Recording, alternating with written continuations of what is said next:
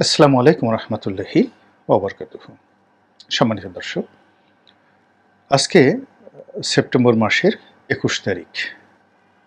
গতকাল রাতে, বলতে গেলে গভীর রাতে, হঠাৎ করে একটা টেলিফোন আসলো হোয়াটসঅ্যাপে।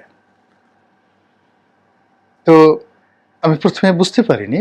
এর কারণ হলো যে সেখানে কোনো ছবি ছিল না, নামও ছিল না, শুধু এম লিখা।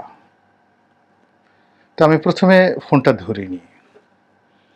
এরপরে আবার দ্বিতীয়বার ফোন, এবং দ্বিতীয়বার ফোনের পর আমি যখন ফোনটা ধরলাম, তো ওই প্রান্ত থেকে সালাম দিয়ে বললেন যে আমার নাম বদিউল আলম মজুমদার, ডক্টর বদিউল আলম মজুমদার।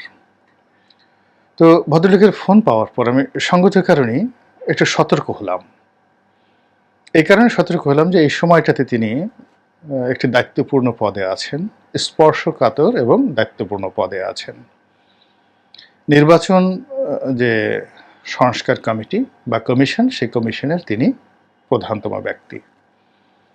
তার দায়িত্ব অনেক, কর্তব্য অনেক, এবং তার এই দায়িত্ব এবং কর্তব্য পালনের জন্য রাষ্ট্রের সর্বোচ্চ পর্যায় থেকে তাকে সব রকম লজিস্টিক সাপোর্ট দেওয়া হবে, এটাই স্বাভাবিক। তো সেই মানুষটি আমাকে টেলিফোন করেছেন। এটা যেমন একটি ঘটনা। দ্বিতীয় ঘটনা হলো যে ভদ্রলোককে নিয়ে আমি একটি ভিডিও করেছিলাম কয়েকদিন আগে। বেশ ভিডিওটি চলেছে আমার পেজে, যতটা না চলেছে বা আমার ইউটিউব চ্যানেলে যতটা না চলেছে তার চেয়ে অনেক অনেক বেশি অন্যান্য চ্যানেলগুলোতে যারা কপি করেন আমার এই লেখাগুলো, তারা সেগুলো চালাচ্ছেন এবং ক্ষেত্র বিশেষে ক্ষুদ্র ক্ষুদ্র ভাগ করে করে অনেকে এটা প্রচার করছেন। অর্থাৎ যার যতটুকু প্রয়োজন এবং যার যতটুকু ব্যবহার করলে তার লাভ হবে, বদিউল আলম সাহেবের ক্ষতি হবে, কিংবা আমি বিপদে পড়ব, ঠিক সেইভাবেই অনেকেই সেই ভিডিওটিকে করেছেন। এটা বাংলাদেশে অহরহ হয়ে থাকে। তো আমি জানি যে এরকম যেহেতু অহরহ হয়ে যায়, সেই কারণে সঙ্গত কারণে তার যে টেলিফোন, সেই টেলিফোন পেয়ে আমি বিব্রত বোধ করলাম, অনেকটা বিব্রত বোধ করলাম। তবুও অনেকটা সৌজন্যের খাতিরে আমি জিজ্ঞেস করলাম যে ভাই কেমন আছেন।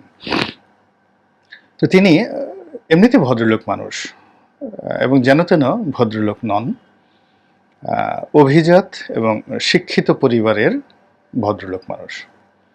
তার জন্ম 1946 সনে ব্রিটিশ ভারতে। এখন তার বয়স কাগজপত্র অনুযায়ী 78 বছর। যদি আমাদের আগেকার সমাজে সাধারণত সার্টিফিকেটের এজ 2-3 বছর বাড়িয়ে দেওয়া হতো, কমিয়ে দেওয়া হতো, সেক্ষেত্রে তার বয়স 80 পার হয়ে গিয়েছে।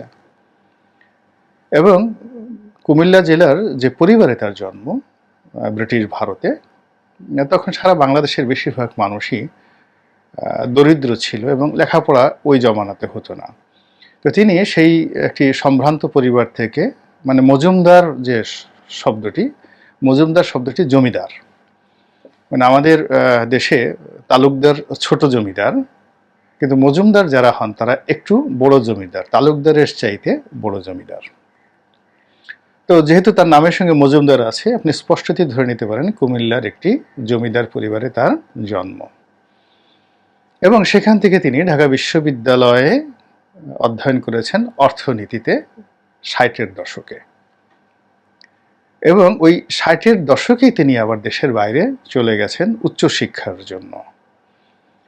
তো দেশের বাইরে 60-এর দশকে যারা আমেরিকাতে, কানাডাতে, পশ্চিমা দেশে পিএইচডি করার জন্য গিয়েছেন, তারা সঙ্গত কারণে আমাদের দেশের মধ্যবিত্ত পরিবারের নয়, সাধারণ ব্যবসায়ী পরিবারের নয়, শিক্ষা দীক্ষার একটা অতি উচ্চ পর্যায়ের যে অবস্থান, সেখানেই তারা অবস্থান না করলে সাধারণত যান না। তো উনিও সেখানে গিয়েছেন, দীর্ঘদিন সেখানে থেকেছেন এবং প্রায় 25 বছর কানাডা এবং আমেরিকাতে পড়াশোনা করেছেন। তারপর বাংলাদেশে এসেছেন। কথাগুলো বলছি যে আমি যে সমালোচনাগুলো করেছি আর তিনি যে বক্তব্য দিয়েছেন, আমাদের মধ্যে যে কথোপকথন কোন পর্যায়ে হয়েছে সেটা বোঝানোর জন্য। সেটা হলো যে তো তিনি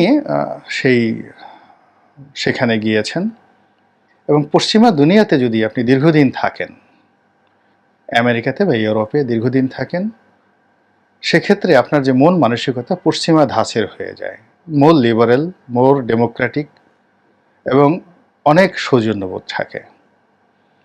আবার আমাদের দেশ থেকে যে সমস্ত লোকজন খুব অপেশাদারিত্ব মানে এখান থেকে বলতে গেলে বিতাড়িত হয়ে যান, পালানোর জন্য লন্ডনে আমেরিকাতে যান, নিজেদের অবৈধ অর্থ নিয়ে সেখানে ভোগ বিলাসের জন্য যান, ওদের চরিত্রে আবার উল্টো ঘটনা ঘটে। তারা খুব রুক্ষ হয়ে যান, বেয়াদব হয়ে যান, অশালীন হয়ে যান। আবার ওখানে গিয়ে যারা খুব কষ্টকর পরিশ্রম করে, যেমন ড্রাইভারি করেন, এখন ড্রাইভারি করাটা সত্যিকার অর্থে ইউরোপে আমেরিকাতে বিশেষ করে খুব কঠিন, যেখানে র্যাসিজম আছে। তো যারা ড্রাইভিং পেশায় নিযুক্ত তাদেরকে প্রায়ই বিরূপ পরিস্থিতিতে পড়তে হয়, বিশেষ করে যখন আফ্রিকান কোনো যাত্রী গাড়িতে ওঠেন, অনেক ক্ষেত্রেই দেখা যাচ্ছে সেখানে বিরূপ পরিস্থিতির সৃষ্টি হয়, ইন্ডিয়ান, পাকিস্তানি। তো বাংলাদেশের ড্রাইভারদের চাইতে আমেরিকায় যারা ড্রাইভারি পেশায় নিয়োজিত তাদেরকে অনেক টাফ সময় পার করতে হয়। এই কারণে এই পেশায় যে যতই টাকা রোজগার করুক না কেন, তাদের মধ্যে এক ধরনের রুক্ষতা থাকে, ফ্রাস্ট্রেশন থাকে, এবং যাকে বলা হয় আমাদের দেশের ড্রাইভার হেল্পাররা, যারা পাবলিক বাসের ড্রাইভার হেল্পারদের যে ধরনের মন মেজাজ, অভ্যাস, চরিত্র, আমাদের দেশে যেমন অনেকে দেখবেন যে ট্রাক ড্রাইভাররা অনেক মন্দ কাজ করে, আমি আর নাম বললাম না। তো ওইরকম দেখা যাচ্ছে যে প্রেশারের মধ্যে থাকলে যে কোনো লোকই এরকম মন্দ কাজ করতে পারে। তো বদিউল আলম মজুমদার ঠিক ওইরকম আমেরিকাতে গিয়ে, কানাডাতে গিয়ে তিনি পড়াশোনা করেছেন এবং শিক্ষকতা করেছেন দীর্ঘদিন। ফলে তার মধ্যে ওই বিনম্রতা ছিল, কিন্তু বাস্তবতাটা হলো যে তিনি যখন বাংলাদেশে এলেন, আবার এসেছেনও অনেকটা রাজপুত্রের মতো। আমেরিকার একটি প্রতিষ্ঠান আছে, দ্য হাঙ্গার প্রজেক্ট।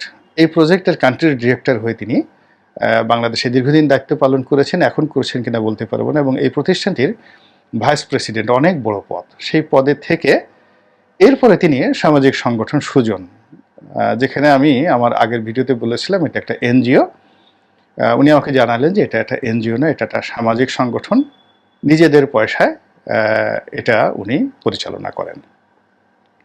তো যাই হোক, তিনি যখন টেলিফোন করলেন আমাকে, টেলিফোন করে তিনি আমাকে বললেন যে ভাই, আমার প্রতি তো জুলুম হয়েছে।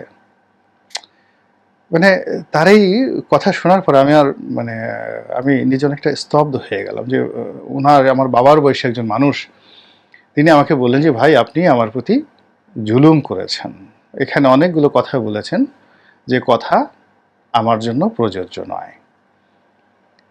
তা আমি আর নিস্তব্ধ হয়ে গেলাম, আমার গলা শুকিয়ে গেল। এর কারণ হলো তিনি যদি আমার সঙ্গে চ্যালেঞ্জ করতেন, কোনো বিষয় নিয়ে বার্গেনিং করতেন, বিতর্ক করতেন, তাহলে আমি যে কথাগুলো তাকে বলেছি, অভিযোগগুলো করেছি, সেই অভিযোগগুলো নিয়ে আমি তার সাথে বিতর্ক করতে পারতাম। কিন্তু তিনি যখন আমার কাছেই বিচার চাইলেন এবং বললেন যে আপনি আমার প্রতি জুলুম করেছেন, আমি মজলুম হয়ে গিয়েছি, আমি আপনার বিবেকের সাহায্য চাই, সহযোগিতা চাই। তো এই যে একটা submission, it's a gentle submission. তো সেই জেন্টাল সাবমিশনে আমি তাকে আমার কথাগুলো বললাম যে দেখেন, আমি আপনার বিরুদ্ধে মাত্র দুটো অভিযোগ করেছি। প্রথম অভিযোগ হলো যে আপনি একটা টক শোতে গিয়ে বা একটা অনুষ্ঠানে গিয়ে বলেছেন যে আওয়ামী লীগকে ছাড়া নির্বাচন করলে এটি বৈধতা পাবে। কোন পরিস্থিতিতে, কোন অবস্থাতে, কি করেছেন না করেছেন এটা নিয়ে আমি প্রশ্ন করব না, শুধুমাত্র এই বিষয়ে আমার অভিজ্ঞতাটা আপনাকে বলি। আমি বললাম যে আমি যে পরিবারের সন্তান, সেই পরিবার সেই ব্রিটিশ জমানা থেকে যখন ইলেকশন শুরু হয়েছে ইন 1936, তখন থেকে আমার আত্মীয় স্বজনেরা নির্বাচন করে আসছে সেই ফরিদপুর থেকে। এরপর 36, এরপরে 46, এরপর 54, 54-র পরে 70, মানে সব সময়টাতে এবং আজ পর্যন্ত সবসময় আমাদের নিকট আত্মীয়, রক্তের আত্মীয়রা সবসময় পার্লামেন্টে ছিলেন। এই রাজনীতি দ্বারা আমরা ক্ষতিগ্রস্ত হয়েছি, আর আমি তো নিজে মারাত্মকভাবে ক্ষতিগ্রস্ত হয়েছি, ওনাকে আমি বললাম। তো সেই ক্ষতির কারণেই আমি আমার নিজের অভিজ্ঞতা থেকে বললাম যে 2014 সনে আমি আওয়ামী লীগের মনোনয়নপত্র কিনিনি। আওয়ামী লীগ থেকে আমাকে বহিষ্কার করা হয়নি এবং আমি তখন আওয়ামী লীগের অন্যতম আকর্ষণীয় একজন প্রার্থী। কিন্তু আমি নমিনেশন পেপার কিনিনি এই কারণে যে আমার মনে হয়েছে যে আওয়ামী লীগ যদি বিএনপিকে বাদ দিয়ে, জামাতকে বাদ দিয়ে নির্বাচন করে, একতরফা নির্বাচন করে, তাহলে একদিন টুডে অর টুমরো পালাতে হবে। তো এই 10 বছর আমাকে অপেক্ষা করতে হয়েছে এই বাস্তব সত্যটা দেশবাসীকে বোঝানোর জন্য, এবং আমি সবসময় এই কথা 2014 থেকে কন্টিনিউয়াসলি বলে আসছি। তো সেই অভিজ্ঞতার আলোকে ওনাকে বললাম যে ভাই, আপনি যে কথাটা বলেছেন, যেভাবে হোক না কেন যদি ইলেকশন করেন, পপুলার যারা রাজনৈতিক দলগুলো রয়েছে তাদেরকে আপনি মডিফাই করেন, অপরাধীদেরকে বাদ দেন, কিন্তু যাদের জনসমর্থন রয়েছে তাদের একটি দলকেও নির্বাচনের বাইরে রাখা যাবে না। এবং এই সংক্রান্ত বিশেষ করে আপনার মুখ থেকে যেন একটা শব্দ না আসে, এটাই ছিল আমার একটা অ্যাপিল। এখন যেহেতু আমি আপনাকে অভিযুক্ত করেছি, এটা চটকদার হেডলাইন করেছি, এজন্য হয়তো এটা আপনার আঘাত লেগেছে। উনি আমার এই কথা শোনার পরে উনি অ্যাগ্রি করলেন যে এই বিষয়টা নিয়ে আমি আপনার সঙ্গে আলোচনা করব, আরও অনেক যারা স্টেক হোল্ডার আছে তাদের সঙ্গে আলোচনা করব। এইগুলো একটা। দ্বিতীয় যে বিষয়টি আমি তার বিরুদ্ধে অভিযোগ করেছিলাম সেটা হলো, বিগত উপজেলা নির্বাচন যখন হলো 2009 সনে, তখন আমি বা অনেকেই এটার বিরোধিতা করেছিলাম। আর যারা এই উপজেলা পরিষদটা বাস্তবায়নের জন্য, লোকাল ইলেকশন করার জন্য, লোকাল গভর্নমেন্টকে শক্তিশালী করার জন্য যারা কাজ করেছিলেন, তাদের মধ্যে অন্যতম মুখপাত্র ছিলেন ডক্টর বদিউল আলম মজুমদার। তো সেই বক্তব্যটা আমি আমার মতো করে সেখানে বলেছি, সেটি নিয়ে উনি স্মরণ করলেন এবং আমি তাকে বুঝিয়ে বললাম যে ভাই, আপনাকে বলি যে একটা উপজেলাতে এই 2009 থেকে এ পর্যন্ত এই গাড়ির তেল এবং উপজেলা চেয়ারম্যানদের বেতন ভাতা দেওয়া ছাড়া সরকারের যে লস হয়েছে এর বিপরীতে কোনো লাভ হয়নি। এক। 2 নম্বর হলো, রাজনৈতিক যে কালচারটি, সেই কালচারটি সম্পূর্ণ নষ্ট হয়ে গিয়েছে। সেখানে পরিষদের মধ্যে টিওনো সাহেব, উপজেলা চেয়ারম্যান, ভাইস চেয়ারম্যান, মহিলা ভাইস চেয়ারম্যান, এই 4টি ভাগে বিভক্ত। এরপরে সেখানে যদি এমপি সাহেবের সঙ্গে উপজেলা চেয়ারম্যানের দ্বন্দ্ব করার পরিস্থিতি থাকে, তাহলে সেখানে আর একটা গণ্ডগোল। এরপর যদি সেখানে একটা পৌরসভা থাকে, তাহলে এদের সকলের সঙ্গে পৌরসভার গণ্ডগোল। তো এটা আসলে রাজনৈতিক যে শক্তি 2009 থেকে এই পর্যন্ত সর্বনাশ করে ছেড়েছে। আর বিনিময়ে আমলাতন্ত্রের যে ক্ষমতা, পুলিশ, ডিসি, এসপি, টিওনেদের ক্ষমতা বেড়েছে। এই বিষয়টি আমি আপনাকে আসলে তখনও বলেছিলাম এবং এখনও ওই বিষয়টা আপনাকে আমি স্মরণ করাই দিচ্ছি, যেহেতু আপনি সামনের দিনে যাবেন। এখানে একটা ব্যাপার হলো, তখন তিনি বললেন যে ভাই, আমরা তো আসলে স্থানীয় সরকারটাকে শক্তিশালী করতে চেয়েছি আমলাতন্ত্রকে দমন করার জন্য। তখন আমি বললাম যে দেখেন, আমি আমেরিকাতে পড়াশোনা করেছি স্থানীয় সরকারের উপর। তো স্থানীয় সরকারের মূল থিম হলো যে স্থানীয় সরকার তারাই হবে যারা স্থানীয় সরকারের অধীনের যত রেভিনিউ কালেকশন, উপজেলার যত রেভিনিউ কালেকশন সে করবে এবং সেটা দিয়ে উপজেলার যাকে সে বেতন দেবে, ভাতা দেবে, তারাই তার অধীন থাকবে। এখন টিওনো সাহেব, ওসি সাহেব বা অন্য যারও বেতন যদি সেন্ট্রাল গভর্নমেন্ট থেকে দেওয়া হয়, তার উপর কোনোদিন উপজেলা চেয়ারম্যান ছড়ি ঘোরাতে পারবে না। আমাদের তো রেভিনিউ কালেকশনটা ওইভাবে হচ্ছে না, ফলে এটা কোনো অবস্থাতেই স্বাধীন এবং সার্বভৌম হতে পারবে না, শত চেষ্টা করলেও পারবে না। এই গেল এক। 2 নম্বর হলো যে আমেরিকাতে এবং ইংল্যান্ড মেম্বার অফ পার্লামেন্ট, আমেরিকাতে হলো কংগ্রেসম্যান। তো তাদের একটা বড় অফিস থাকে। তো সেই বড় অফিস থাকে, কেমন অফিস থাকে, ধরুন আমেরিকার একজন কংগ্রেসম্যানের কথা বলি। আমি যে কংগ্রেসম্যানের সঙ্গে কাজ করেছি কয়েক মাস, ওনার নাম ছিল ডেন্নি ডেভিস, একদম শিকাগোর ডাউন টাউনের তিনি সংসদ সদস্য। একেবারে শিকাগোর যে সিয়ার্স টাওয়ার্স, তার ওই এলাকার তিনি সংসদ সদস্য, 7 বারের কংগ্রেসম্যান, অত্যন্ত প্রভাবশালী, ব্যক্তিত্ব সম্পন্ন এবং আমেরিকার রাজনীতিতে খুব বিখ্যাত। তো ধরুন তার বেতন, সরকার থেকে পারিতোষিক তিনি ওই আমলে পেতেন $16,000 থেকে $17,000 পার ইয়ার।